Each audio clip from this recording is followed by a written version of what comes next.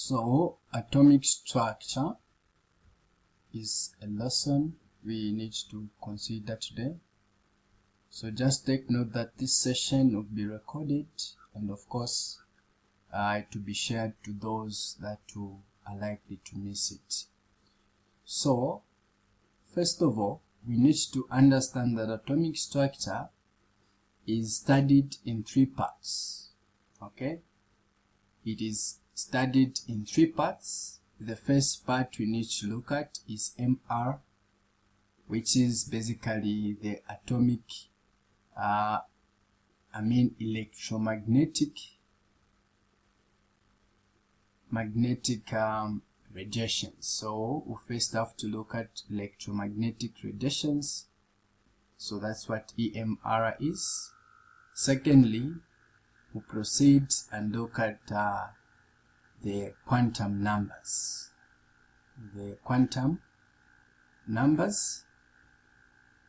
And we also consider the last part, which is the periodic trends.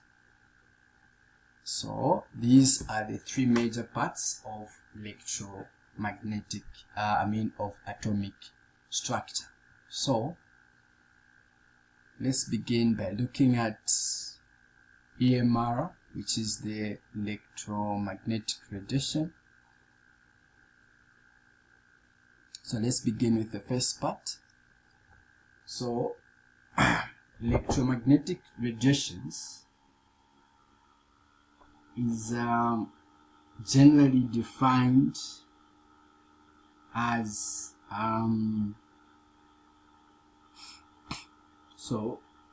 this is defined as the propagation of energy through a space or a medium in form of magnetic fields.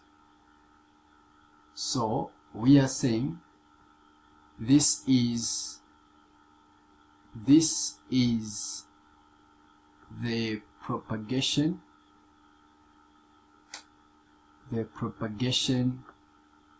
of energy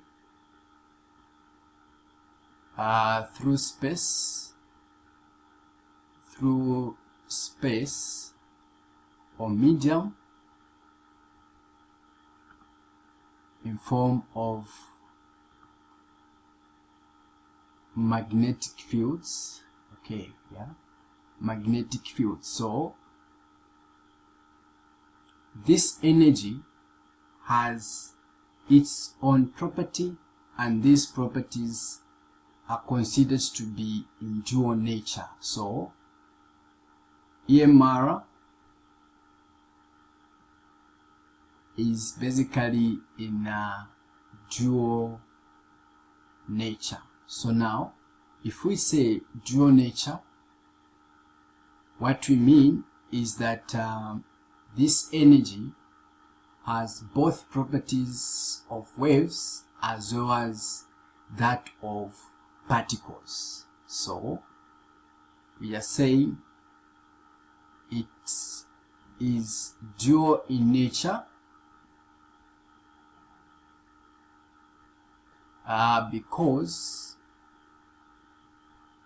it has both properties of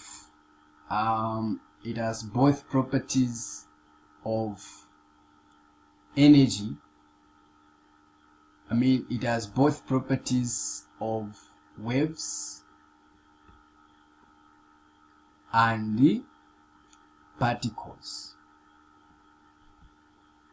Remember, this energy is traveling through a medium, meaning it will encounter some interferences. So that interferences is considered to be in form of waves. And then if we say particles, we mean a photon. So for a photon to move, it will require to have some certain energy. So that's why we are saying this, the key feature is that it has both properties. It is dual in nature, meaning that it has both properties of a wave as well as that of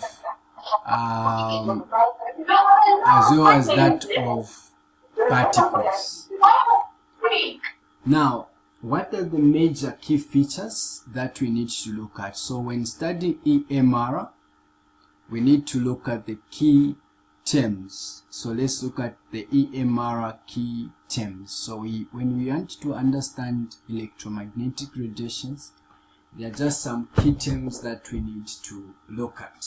So these terms now will bring about the component of the wave as well as the component of energy or that of particle, because we are saying it is dual in nature, which means it has both properties of the wave as well as the property of a particle. So the first property we need to look at, the first key term we need to look at is let me say key terms or characteristics. Okay, let me say key terms or characteristics. So the first characteristic we look at is the wavelength. So this energy will basically have the wavelength. So the wavelength, the symbol for the wavelength is lambda. Okay, so this wavelength is defined as the distance between two successful quakes. So this is the distance between two successful quakes. Two successful quakes. Two successful quakes. What else? This wavelength is measured, so it is measured in meters. So the SI unit for wavelength is meters. So whenever you are given a wavelength, if it is in different units, you should ensure that you convert it to meters. Now, if this is the wave, I'm sure you are able to recall. Let me draw properly. You are able to let me use the same you are able to remember something like this. So now, if this is the wave, if we talking about the wavelength, this is the distance between two successive quakes. So this is the quake here, and this is also the quake. So the distance between these two quakes is what we are defining as a wavelength. So the other feature we need to look at is the frequency. This is the frequency. So the symbol for the frequency is that one. Okay, so it is defined as the number of wavelengths passing a point in 1 second. So these, or let me say this, okay, this is the number of wavelength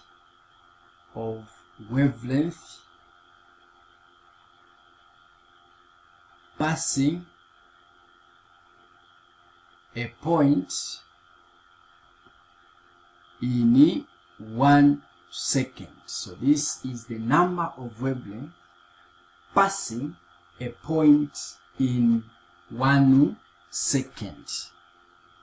Now, this wavelength has its own, this frequency has its own wavelength, SI unit.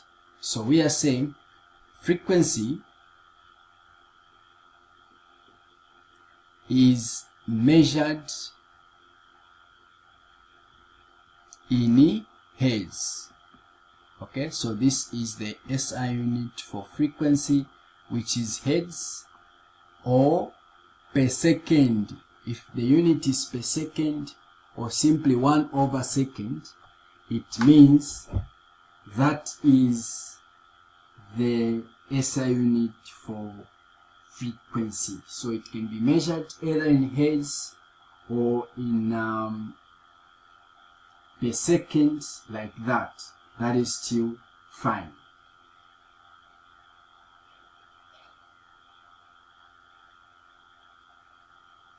Is that clear?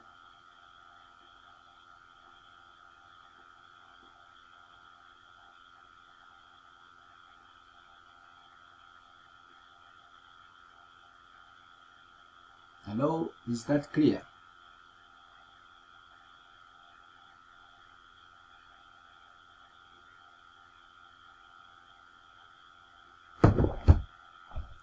Hello, are you able to get me?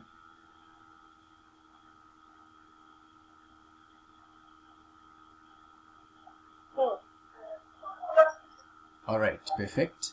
So now, the other component we need to consider is basically the amplitude and everything. But in this context, let's straight away look at the relationship between the relationship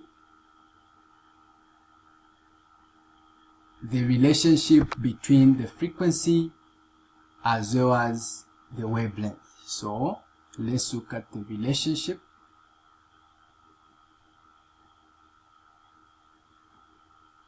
What is the relationship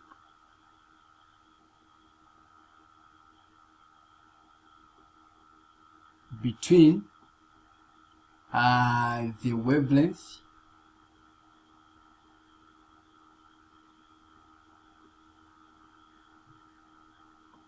and frequency?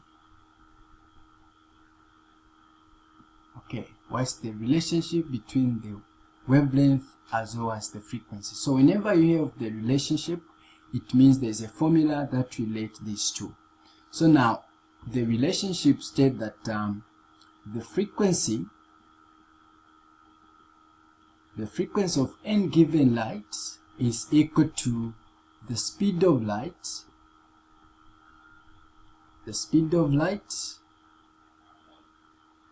over the wavelength. So this is basically the relationship that relates these two things. So frequency is equal to the speed of light over the wavelength. Using the symbols, we are saying frequency, which is V, is equal to C, which is the speed of light, over the lambda, which is the speed, the wavelength.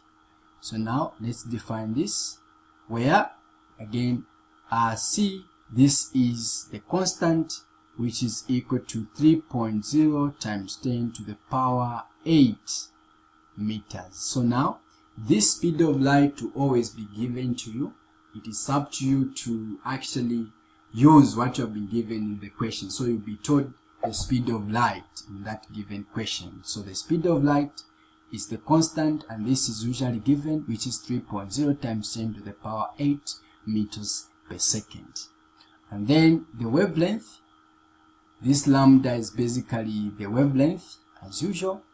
Now you should ensure that this wavelength is measured in meters, which means if you are given in different units, we have to ensure that we actually convert that unit to meters, not the any other unit.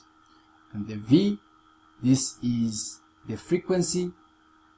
Okay, this is the frequency, and it is measured either in hertz, but this hertz is equivalent to 1/second or simply per second, like that.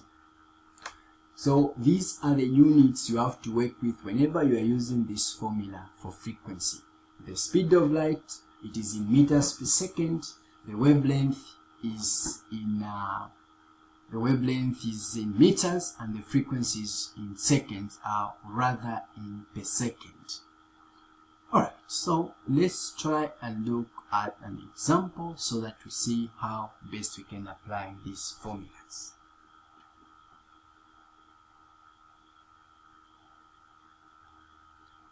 Example: